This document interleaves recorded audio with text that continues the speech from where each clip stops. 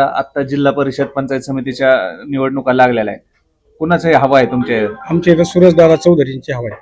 का सुरजदादा चौधरींची का आता असा प्रश्न आहे की मी ज्यावेळेस पाईपची गाडी खाली करायला गेलो त्यांनी मी रात्री 5:30 वाजता माझ्या याला हार्ट अटॅकचा झटका आला. तर मी गाडी वाजतानी मी माझ्या मालकांना फोन केला. माझ्या मालकांना फोन केल्यावर योगेश तुकाराम चौधरी आणि सूरज भालचंद चौधरी हे दोघं जण आले. त्यांनी गाडीत घेऊन गेले. उरुळी कांचनमध्ये विठ्ठल हॉस्पिटलला नेलं. तिथं 3.5 लाख रुपये बिल सांगितलं. तर 3.5 लाख रुपये बिल सांगितलं. आमची परिस्थिती भरायची नव्हती.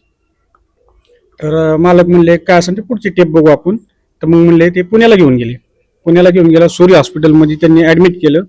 तिथं फ्रीमध्ये औषध उपचारांचं हे झालं.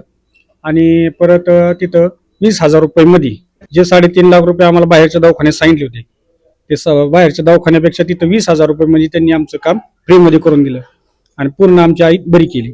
तर आईला कमीत कमी 2 इंजेक्शन 36,000 रुपये सांगितले होते.